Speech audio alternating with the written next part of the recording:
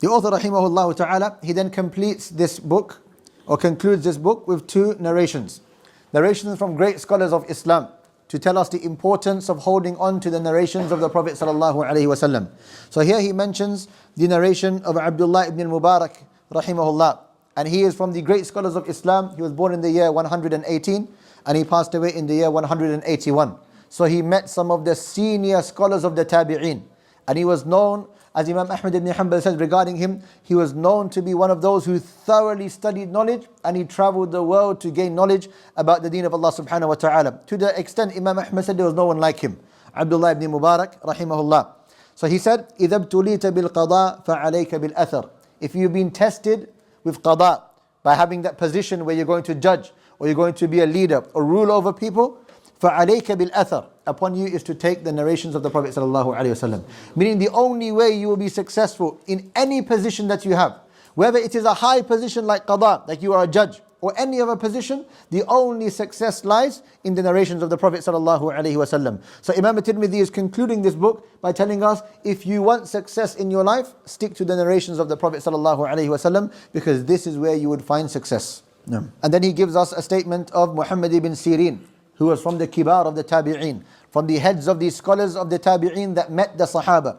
He was born in the year 32 after Hijrah, and he passed away in the year 110 after Hijrah. So he's from the major scholars that met the Sahaba. He said, هَذَا الْحَدِيثُ دِينٌ. This narration or these narrations that we find from the Prophet ﷺ, they are religion. These narrations are religion. فَانظُرُوا عَمَّنْ تَأْخُذُونَ دِينَكُمْ. So look to see who you take your religion from. Meaning, don't just take your religion from anyone. Look to see that they are quoting you the statements of the Prophet ﷺ, that they are giving you that which is authentic from the Prophet ﷺ. And we find another narration of Abdullah ibn al-Mubarak rahimahullah. He said, Al-Isnadu min ad-Din, that the chain of narration is from the religion. وَلَوْلَا الْإِسْنَادِ لَقَالَ مَنْ شَاءَ مَا شَاءَ. If it wasn't for the chain of narration, then anyone would say whatever they wanted.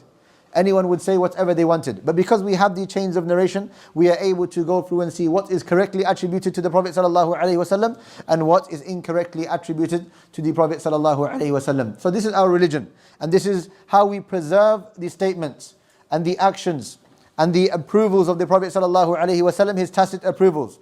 And we preserve from this his description, and we preserve from this his etiquettes. And this is the sunnah of the Prophet ﷺ. And this, as we mentioned, is the definition of hadith. That which has been reported from the Prophet ﷺ of his statements, his actions, his tacit approvals, his description and his etiquettes sallallahu alaihi wasallam.